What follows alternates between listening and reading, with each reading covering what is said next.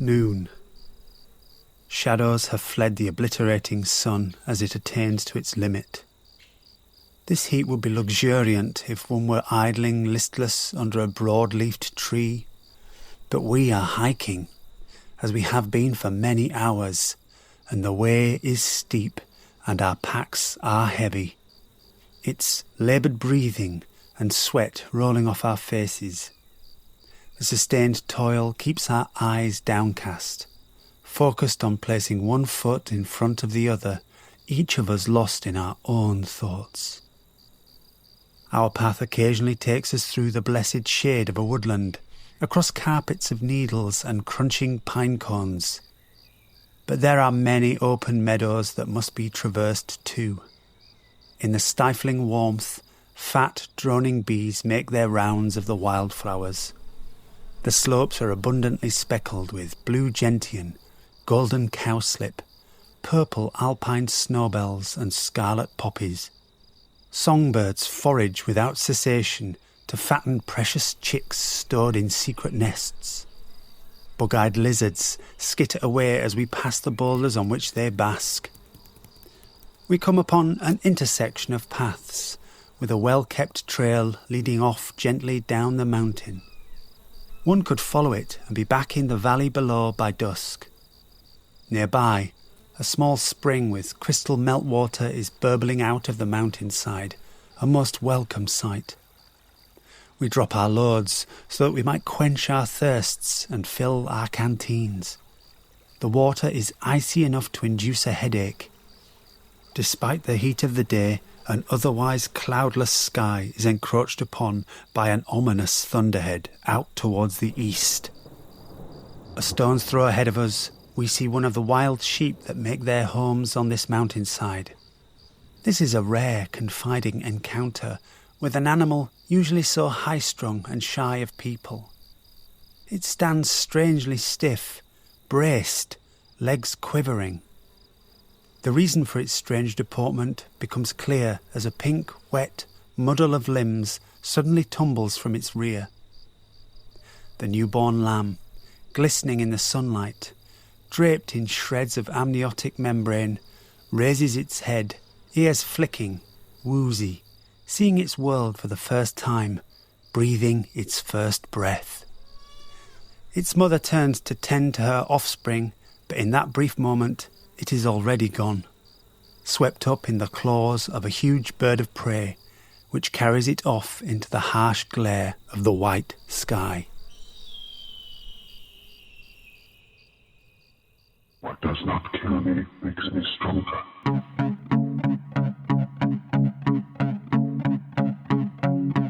You have discovered the Becoming Übermensch podcast.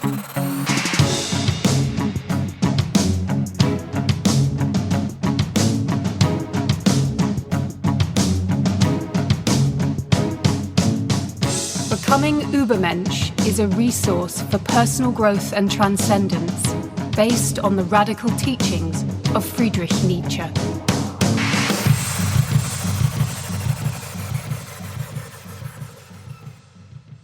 Quote, "Every animal, thus also la bête philosophe, the philosophical animal, instinctively strives for an optimum of favourable conditions under which it can vent its power completely and attain its maximum in the feeling of power.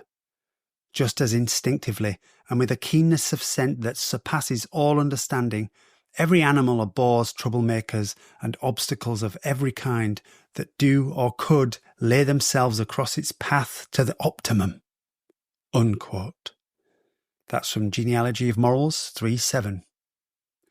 Welcome back to our new fortnightly show. I hope you are well. Last time we explored Nietzsche's idea of will to power as it manifests in human psychology, not just as a thirst for dominance, but as a deeper drive to overcome resistance, grow and master challenges. This drive isn't about any final goal or destination, it constantly seeks new obstacles to overcome. That's why success is never enough. We adapt to it, and to feel fulfilled, we need to keep escalating the difficulty of our goals. This dynamic, or collection of dynamics, resistance-reward, hedonic adaptation, hedonic escalation, means that real fulfillment actually requires struggle and even suffering. Nietzsche insists we must rethink suffering, not as something to avoid, but as something essential to a flourishing life. We also made a crucial distinction. Our instinctive drives, hunger, sex, achievement, aren't purposeful. They evolved because they supported survival for reproduction. But they don't consciously aim at that. Just like your sex drive isn't trying to make a baby, it's just trying to satisfy itself. Likewise, your will to power doesn't want anything in particular, it just wants to act, to express itself relentlessly. So managing this drive well means learning to command ourselves, directing our chaotic bundle of desires with internal discipline. As Nietzsche put it, quote, "He who cannot obey himself will be commanded," unquote. From there we broaden the scope, looking beyond psychology to see how will to power plays out in the organic world. While non-human animals and even plants and fungi don't have a psychological will to power like we do, they still exhibit power in their very struggle to live, grow, compete, feed, reproduce and persist. These biological functions, hunting, digesting, mating, protecting offspring, are all, on Nietzsche's view, expressions of will to power at work in life itself. Even rest and hygiene serve as strategies for conserving and protecting power. Nietzsche's claim is radical. All life is will to power, not because living things want power in any conscious way, but because their very activity is power expressing itself. Even so-called symbiosis isn't about cooperation in any moral sense. It's a strategic equilibrium between competing forces, a deadlock created by a power equivalence, not a partnership, not a friendship. The tree outcompeting others for sunlight, the parasite manipulating its host, the bacterium dividing and colonizing its niche. These are real power dynamics unfolding with no mind or purpose, just effect. It is only in the human that this natural directedness towards the expression of power becomes psychological, becomes purposive, begins to define goals for itself. That is the greater part of what we tend to call consciousness, the rational, purposive strategizing that takes place in order to meet the non-rational, non-purposive demands of the instincts. Remember Hume? The reason is the slave of the passions. Which brings us to the core point. Power is not some mysterious force. It's our name for the observable effects of phenomena, especially those effects that impress themselves strongly on us. It's relational. It's in the eye of the beholder. When we witness power in the world, we are in awe of it because it has significant effects on us. When we have power ourselves, we feel joy, a physiological hedonic reward because power has been the guarantee of continued survival for flourishing in our evolutionary past. And survival for flourishing is the function for which we have evolved, using that word function in a very qualified sense. In this episode, we'll push even deeper into will to power and develop a new hierarchy of needs based on Nietzsche's will to power theory, as an alternative to the predominant hierarchy of Abraham Maslow. Ready? Let's go.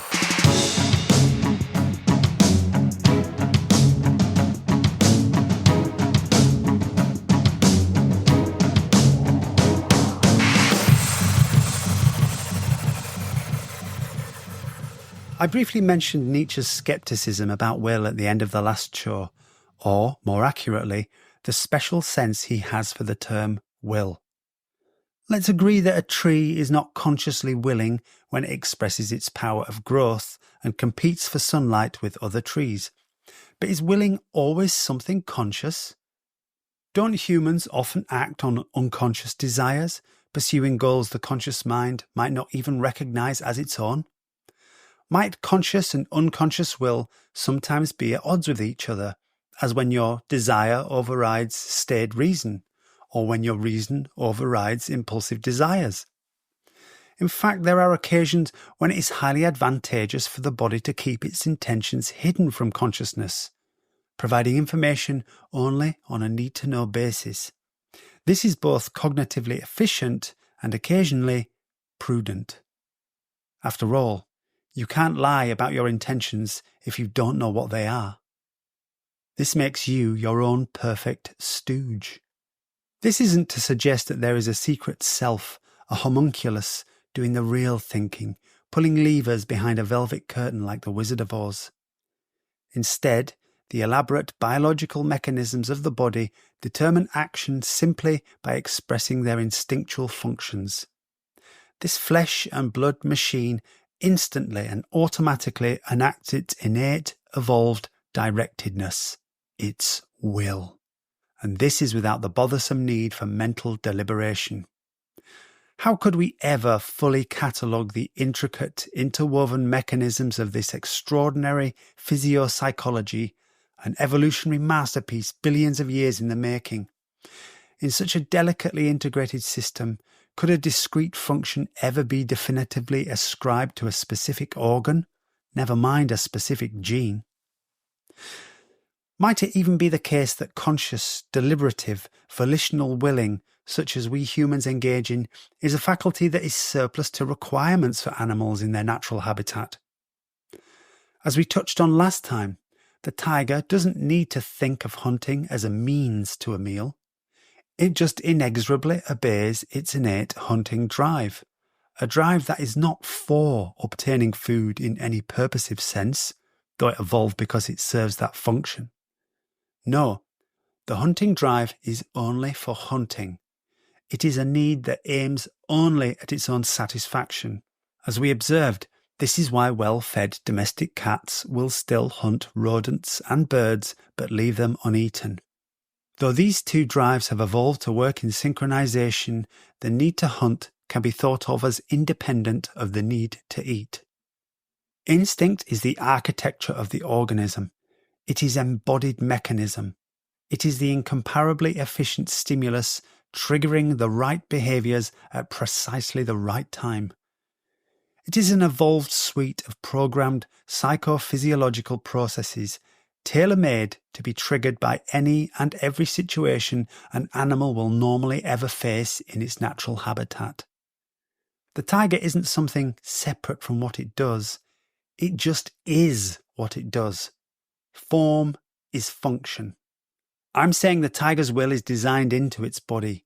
It's not something the tiger has as an abstract psychological faculty. I'm saying the tree's will is physiological too. Its function, again to use that word in a qualified sense, is written in to its genes, into its blueprint, as it were. There's a difference between the tiger and the tree, of course. Though the tiger is an organic machine, it is not an unfeeling plant. There's every indication that the tiger is sentient, experiencing pleasure and pain, but its actions are the result of feeling rather than thinking. The tiger feels its way through the world, led by its instinct. There is little or no gap between stimulus and response. In this way, the tiger's will is simply an automatic physiological directedness that operates without volition.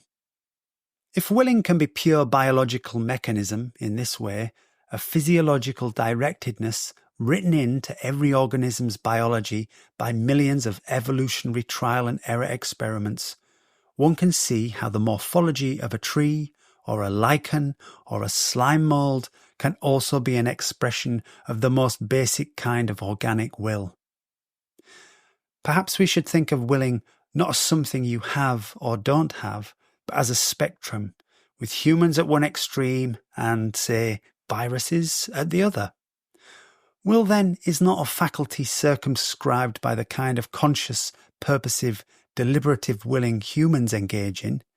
This is just a rare and exceptional offshoot of a more fundamental form of will.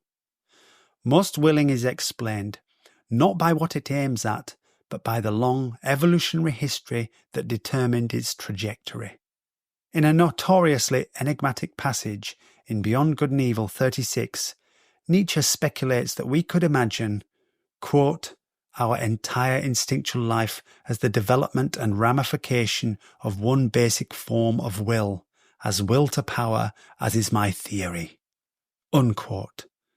And in doing so, we might be able to, quote, "trace all organic functions back to this will to power, and could also find in it the solution to the problem of procreation and nourishment." Unquote. This problem of procreation and nourishment is what I'm calling survival for reproduction. I suggest that unconscious, evolved, physiological will to power is manifest in living things as a directedness towards power. For example, the tree competing for sunlight.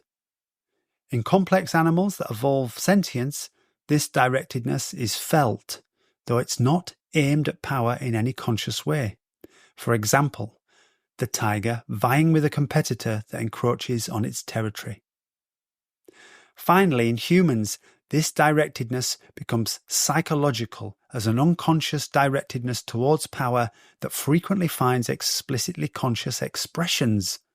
For example, the politician who wants to occupy the highest possible office. Therefore, will in living things is a structural, psychophysiological directedness, a drive towards behaviours that affect the accumulation, conservation and expression of power, all of which converge on and contribute to the evolutionary imperative of survival for reproduction.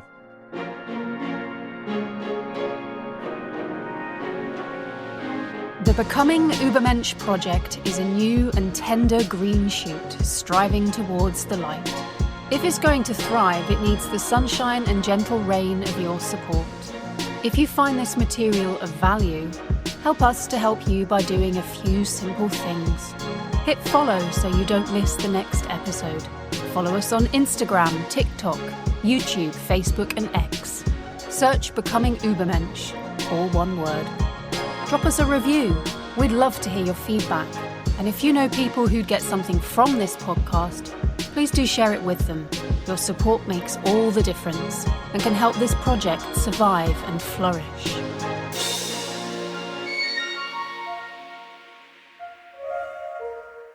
So let's return to Maslow. Happiness is the one thing that everybody inescapably wants and strives for. Maslow believed that it could be achieved through meeting the needs identified in his hierarchy. But as we've seen, there's a more fundamental hedonic dynamic driving these needs, will to power.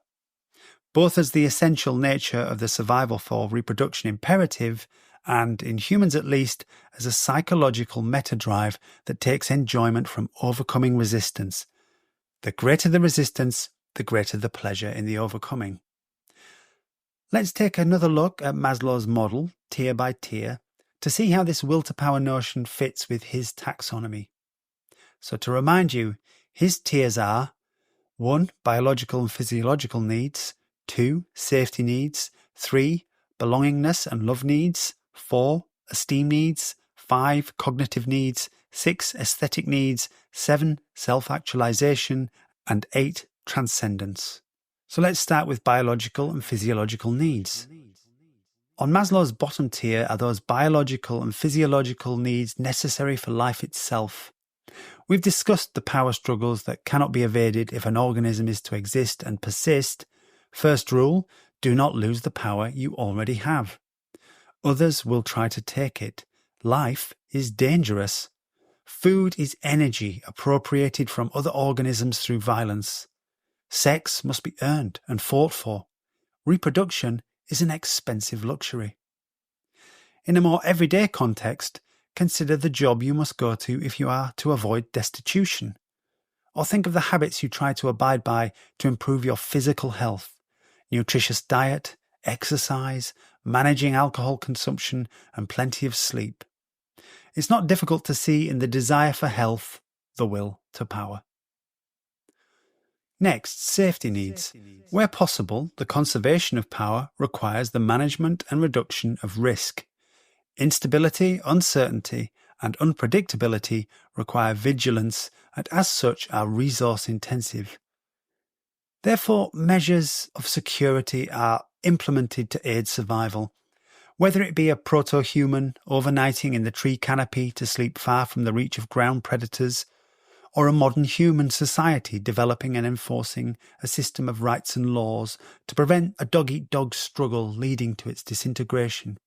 In both cases, there is an attempt to prevent a terminal loss of power. More prosaically, consider the aversion to losses that makes you fork out for home insurance, material safety. Or how about hand washing after you use the toilet? That's health safety, or even health and safety. Then there's acquiescing to the opinions of other people to avoid being ostracised, and that's social safety. And let's not forget that ultimate desideratum of the meek, modern man, comfort. To not have to struggle is the real aspiration. Next is belongingness and love needs. As a social animal, connections and alliances with a group or community are indispensable for human survival. But it's not just about being in a social group, it's about where you are in that group's social dominance hierarchy. The significance of will to power in this matter should need no elaboration. Romantic relationships and family, a somewhat different social context, are underpinned by evolved mechanisms that function as the means of selective propagation and transmission of genes. This is will to power as growth, expansion, and development. Esteem needs. Social status is, unequivocally, social power. The esteem of others feeds our own esteem, but social status is not necessarily an indicator of quality. Plenty of dolts, imposters, and neurotics are catapulted to the upper echelons of our purportedly meritocratic society. The role of luck and right place, right time serendipity is underestimated. Luck is everything. Only the superstitious dismiss luck. Yes, you heard that right. Moreover, popularity and the widespread approval of others can be a sign that one is over-compromising oneself. Remember Nietzsche's words? Quote, "So long as you are praised, believe that you are not yet on your own course, but on that of another." Unquote. And that's from Assorted Opinions and Maxims, section 340. How much more does a person esteem themselves when they have proven their own quality to themselves? To care nothing for the esteem of others and do your valuing for yourself is to claim the right of the masters, in Nietzsche's view. The cool self-assurance of pride and confidence in one's own value that no one can fail to recognise in another. This is where the will to power meta-drive comes into its own. As I've already stated, extraordinary triumphs require extraordinary trials. Is a sword not tempered by fire? Cognitive needs. In Nietzsche's analysis, the value of the human drive for knowledge and understanding lies in its value as a means to successful survival and flourishing. In a hostile wilderness, the unfamiliar and uncertain is a potential danger to life. It is wise to make it familiar, make it certain, make it known. The darkness of the cave could harbour unseen predators. Better to illuminate every corner with a flaming torch and either set the mind at ease or get the measure of a lurking threat. As Nietzsche writes, quote, "Familiarizing something unfamiliar is comforting, reassuring, satisfying, and produces a feeling of power as well. Unfamiliar things are dangerous, anxiety-provoking, upsetting. The primary instinct is to get rid of these painful states. First principle, any explanation is better than none." Unquote. And that's from Twilight of the Idols. Additionally, a successful social group will be a growing entity, eventually requiring more territory and resources. And so a natural curiosity facilitates that expansionist tendency. What is beyond that tree line? What may be found in the next valley? Quite obviously, this drive for knowledge and understanding has long outgrown its initial relatively modest purview and has been exploited for the prodigious opportunities it offers via the discipline of science and the technological advances it makes possible. The unprecedented power this has granted the human species has made it arguably the dominant life form on this planet and a peril to most other species. In a position highly contrarian in the history of philosophy and philosophers, remember philosopher means lover of knowledge in Greek, Nietzsche holds that, for all its many benefits, the will to truth is a runaway drive that can have pathological consequences. The fact that modern humanity pursues truth, not just as a means to good things, but as a good thing in itself, smacks of the kind of transcendentalism that a secular age is supposed to have eschewed. This is an astonishing, counterintuitive take on the inherent value of knowledge. But it's not our topic for today, so we will let it mellow for now. Aesthetic needs. For Nietzsche, the fountainhead of all aesthetic sensibility is found in sexual attraction to individuals who exhibit signs of optimal reproductive fitness. In a word, beauty. There is a fascinating tale to be told here, and I will tell it at length. It may even require its own series. But suffice to say here that beauty triggers a physiological response he calls Rausch. Rausch is a German word which means intoxication, euphoria, or frenzy. Here's how Nietzsche describes that feeling, slightly abridged. Quote, "The condition of pleasure which is called Rausch is really an exalted feeling of power. Strength as a feeling of dominion in the muscles, as agility and love of movement, as dance, as levity and quick time. Strength as the love of proving strength, as bravado, adventurousness, fearlessness, indifference in regard to life and death." Unquote. And that's from Will to Power 800. The biological roots of the aesthetic sensibility clearly link to genetic reproduction, growth, expansion and development, and as such, as forms of will to power as we've defined it thus far. We value the aesthetic for the immediate enjoyment it gives, with only the remotest link to its primitive reproductive function. Yet aesthetic experience still evokes that association, that intuition of life ascending, life transcending, of indeed the will to power. Quote, "Art is the great stimulus to life." Unquote. And that's Nietzsche in Twilight of the Idols 8:24. Self-actualization. Maslow wrote in Toward a Psychology of Being in 1962, quote, "If you plan on being anything less than you are capable of being, you will probably be unhappy all the days of your life." Unquote. This seems a reasonable surmise.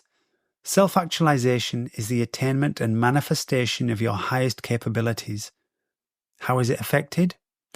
Only through overcoming the challenges that stand between you and your best self. Do people really imagine that their greatest possibilities can be realized without struggles, deprivations, and dark nights of the soul? Can you be born fully formed, needing no lessons from life? Existence is change, becoming, growth. You will be a very different person on the day you die to the one you were when you came into this world. Will the story of how one became the other be worth telling? Well, that's up to you. Transformation is not optional. It is the law of life. Yet the character of every individual's transformation can be a matter of choice, a matter of will. That's why Nietzsche admonishes us to live dangerously. What doesn't kill you makes you stronger, right? You don't know what you are capable of until necessity demands it. Quote, "First principle, you must need to be strong or else you will never become it." Unquote.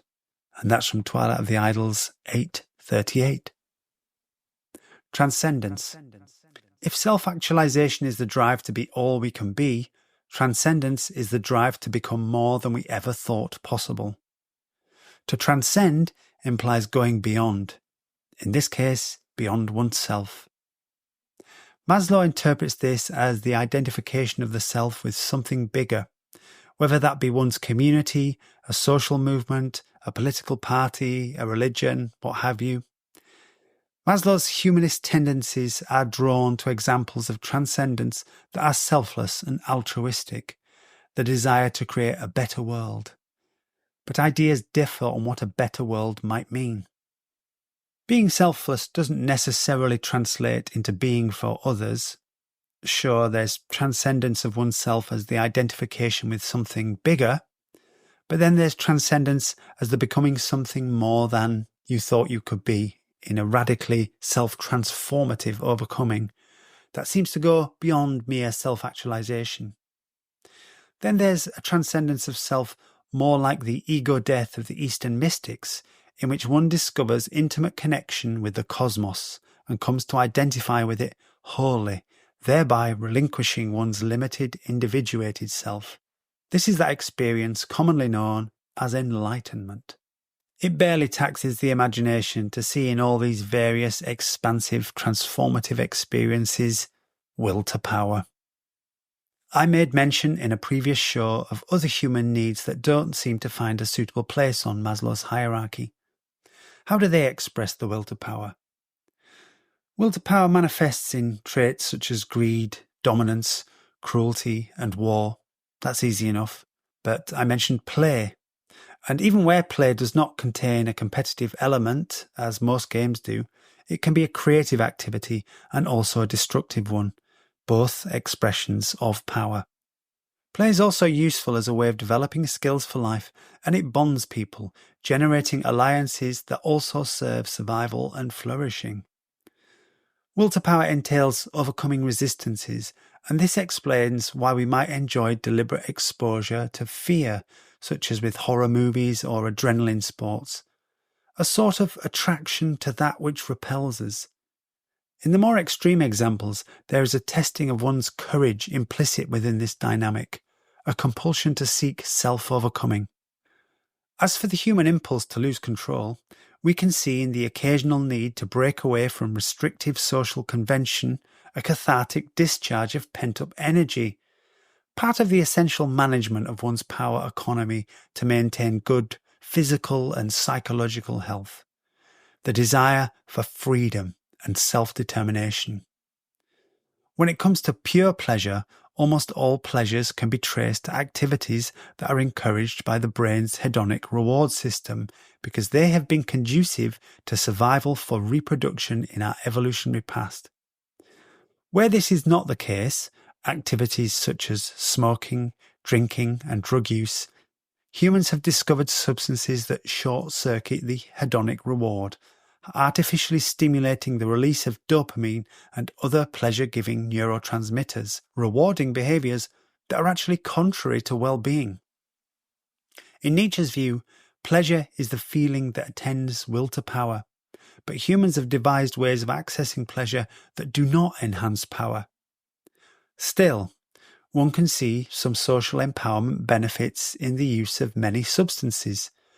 Young people start smoking to fit in with peers, appear more grown up, and look cool. Dutch courage in the form of alcohol oils the wheels of social interaction. And chemical stimulants like cocaine can instill abnormal levels of confidence to a fault. Another unproductive addiction to which humans are prone is gambling. Gambling simulates the tension then release feeling experience of the wanting becoming getting dynamic, I suggest. But the triumph of the occasional win, made all the sweeter by its contrast with the many losses, is an ersatz feeling of power, because the player enjoys only an illusion that they are responsible for their win, that they are in control. The aversion to losses, and I mean losses of power because money is power, means a losing streak only tends to increase the tenacity of the gambler to win back what has been lost until, finally, they have nothing left to stake. They hit the bottom and they are consumed with despair. Even when the gambler wins, no win can ever be enough. The excitement of the gain quickly cools. If only they had staked more on that last toss. And so the gambler almost always keeps playing until his wins turn into losses, and so it goes. More cheerfully, it is obvious how dancing connects with will to power. It's both an expression of exuberant physical, erotic power, and it also has a role in collective culture. Practices and customs that are socially cohesive confer power benefits on a culture. Yes, communities express will to power too. Myth is a component of culture, the stories and legends that undergird and explain a community's beliefs and values. And myth's role in strengthening a culture should not need explicating. But consider that Nietzsche believed the meaning-making inherent in the creation of a worldview to be the most far-reaching and consequential form of will to power. Recall the quote from the start of this show, "La bête philosophe," the philosophical animal, or more plainly, the philosopher.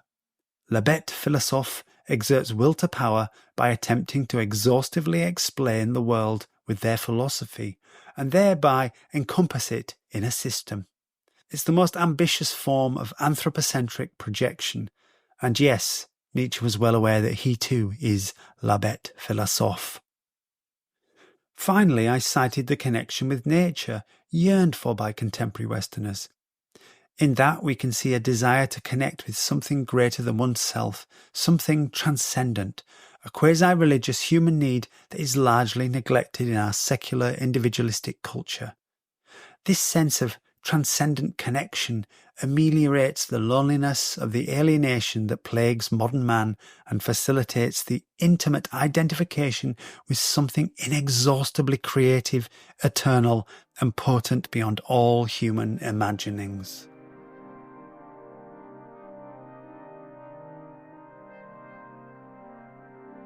Let's turn to this week's music choice. Nietzsche is the philosopher of music, of dancing, of art, of the aesthetic, of feeling.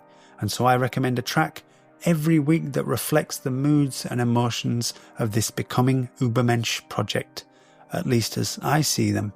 So I invite you to have your own feeling experience framed within the project we're exploring whilst listening to New Noise by Refused. This is strident stuff with lyrics that are not entirely irrelevant to this project. Links, as ever, are in the show's description.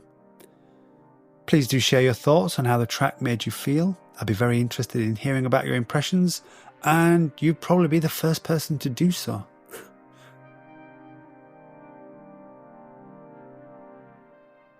A new hierarchy of needs. Quote, "I consider life itself to be an instinct for growth, for endurance, for the accumulation of force, for power. When there is no will to power, there is decline." Unquote.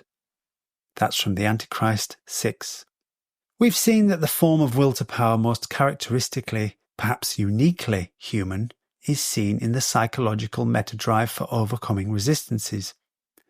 But will to power's roots are also clearly traceable to the wider realm of the biological, in the naturally selected instinctive traits in humans, animals, plants, and all organisms that facilitate survival for reproduction.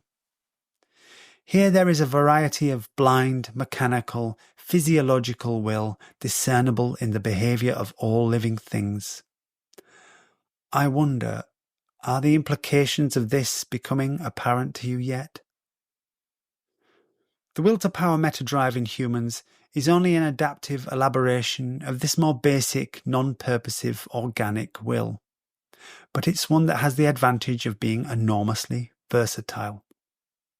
Human psychological will to power is so well developed at this stage in our evolutionary history that it's probably inseparable from all human activity. The fact that human societies all formalise competitions among their members, and indeed between societies, is an indication of just how embedded it is, not least because encouraging the struggle for distinction serves the community as a whole, for obvious reasons. Organic, non-human will to power in non-human life forms, on the other hand, probably always directly serves survival for reproduction, albeit unconsciously. Human will to power serves itself, only serving survival for reproduction secondarily, and in some cases, because it's a runaway, non-purposive drive, not at all. Will to power in this broad scheme can be seen to conform to a number of modes of expression. There is a vacuum that must be filled to achieve temporary satiation. For example, hunger and thirst. There is a tension that must be discharged. For example, sexual desire or physical exercise. There is an insatiable appetite to acquire ceaselessly. For example, the accumulation of wealth, of power itself. Or there is an impulse that must find expression. For example, social connection, nurturing, creativity, ambition, or play. These categories are not discrete. For example, social connection can be about filling a vacuum, loneliness, and expressing an impulse, nurturing. Now let's consider what a more fundamental hierarchy of needs, one that takes account of will to power, might look like. 1. Maintain power. At the foundation of our hierarchy would be the concern for self-preservation and preventing deleterious losses of power. Oftentimes, calculated investments of power from one's store are necessary to accrue more, but unplanned losses will not only worsen one's situation, making you more vulnerable, they can actually make it much harder to accumulate power. Existing power is maintained by securing resources and managing the power one already possesses. It is the reactive and defensive aspect of will to power. Key elements would include physical maintenance through meeting basic survival needs, food, shelter, health, etc., to sustain the body. Environmental control, managing risks, minimizing threats, and maintaining a stable foundation for further striving. Ensuring economic security through protection of territory and material assets, including monetary wealth. Psychological and social stability, ensuring safety, predictability, and emotional resilience. This could include consolidating one's current status in the social dominance hierarchy. Maintaining power is not static. Most resources require constant acquisition. For example, food must be procured continually. Money depletes as it's used and can devalue through inflation if effective investments are not made. Social status can be challenged by bullies or fluctuations in the wider community. 2. Accumulate power. Next comes the need to acquire more power through growth, expansion, and mastery, both over one's environment and over others. It represents the active and continual pursuit of influence and capability. Key elements include personal development, accumulating knowledge, abilities, skills, confidence, and self-discipline to expand personal efficacy. The improvement of health and the enhancement of one's body, both in terms of its appearance and its performance. Social power, building alliances, networks, and individual influence and authority within a social dominance hierarchy, such that one's status and sway over others increases. Efforts towards the attainment of celebrated social status or fame. The defeat and subordination of external opposing forces and people. And resource expansion, increasing material wealth, opportunities, and control over external factors. 3. Express power. This tier embodies the active, creative, performative, transformative, combative, and ecstatic aspects of the will to power. The onus here is on discharge of an excess, overflowingness, self-expression, celebration of one's own abilities, experimentation and innovation, the pushing of boundaries, the testing of one's capabilities, the agonistic engagement with formidable hostile forces, and control of the narrative through the artistic creation of new impressions, new realities, and even new laws, values, and quote-unquote truths, such as our bête philosophe engages in. Key elements here would include the pleasure from vanquishing enemies, either using violence, coercion, and fear, or through winning their voluntary fealty, their admiration and love. It's the celebration of victories, the enactment of justice, taking revenge, acts of mercy and magnanimity, bestowing blessings and bestowing boons on subordinates. Artistic and intellectual creation, expressing one's individuality through art, science, philosophy, politics or religion. Shaping or influencing the world, thereby transforming one's environment, society, culture, or collective values to reflect one's own will. The showcasing of one's special social status, constantly refining one's own style and taking satisfaction in luxury and exclusivity. Building a legacy through enduring contributions that affirm one's power and existence beyond death. Or attaining to the apogee of self-overcoming by maximally mastering one's own self. Unlike Maslow's hierarchy, our Nietzschean hierarchy is non-linear and represents an ongoing interplay. Its three principles are maintain power, accumulate power, and express power. In maintaining power, you conserve and preserve the power you have to avoid regression, collapse, or at the extreme, extinction. In accumulating power, you grow, expand, and strengthen the capacity you have to both maintain and express power. In expressing power, you experience the thrill of feeling your own competence, quality, mastery, and predominance. It's the release of accumulated power when circumstances demand it. Expressing power doesn't always deplete your reserves of power, of course. Sometimes a demonstration of power is necessary in order to stem a loss or to accrue more power. So maintaining, accumulating, and expressing power are not sequential stages like in Maslow, but overlapping, interdependent dynamics. Consider too that power is not always quantifiable stuff. Sure, you might have a quantum of physical energy to put to work today, or you might have a specific quantity of money, because money is power, which you can tally up to a specific figure. But power, more often than not, is structural, reflecting a system of relations. You have power at work because of your position in the management hierarchy, and you have social power because you are more sexually attractive than a majority of the people around you. And there you have it, a Nietzschean hierarchy of needs that goes beyond Maslow's model of human motivation to isolate the truly fundamental imperatives. 1. Maintain power. 2. Accumulate power. And 3. Express power. So that's enough for today.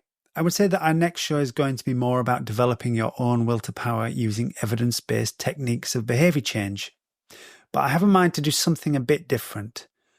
I'm keen to get outdoors, so I might just do some recordings out in the field for the next show. Nothing is decided yet, but stand by. In the meantime, I'm going to leave you with a will to power quote from Thus Spoke Zarathustra, where Nietzsche is always at his most enigmatic. Please remember to like, share, review, etc. And don't forget you can help ensure that this material keeps coming by sponsoring the show for a few shekels. See the link in the show's description. And for those who are ready to go deeper, perhaps even darker, you can become a De Profundis member on Patreon and get exclusive content. Again, see the show's description. In order to keep expressing power, the Becoming Übermensch podcast needs to maintain it and accumulate it. Your support for the endeavour is welcomed and sincerely appreciated. And so, to our final quote. Quote, "Listen now to my teaching, you wisest men.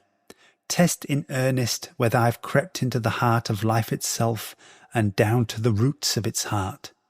Where I found a living creature, there I found will to power, and even in the will of the servant I found the will to be master. The will of the weaker persuades it to serve the stronger. Its will wants to be master over those weaker still. This delight alone it is unwilling to forego. And as the lesser surrenders to the greater, that it might have delight and power over the least of all, so the greatest too surrenders, and for the sake of power stakes life. The devotion of the greatest is to encounter risk and danger and play dice for death. And where sacrifice and service and loving glances are, there too is will to be master. There the weaker steals by secret paths into the castle and even into the heart of the more powerful, and steals the power. And life itself told me this secret. Behold, it said, I am that which must overcome itself again and again. To be sure, you call it will to procreate or impulse towards a goal, towards the higher, more distant, more manifold. But all this is one and one secret. I would rather perish than renounce this one thing. And truly, where there is perishing and the falling of leaves, behold, there life sacrifices itself for the sake of power.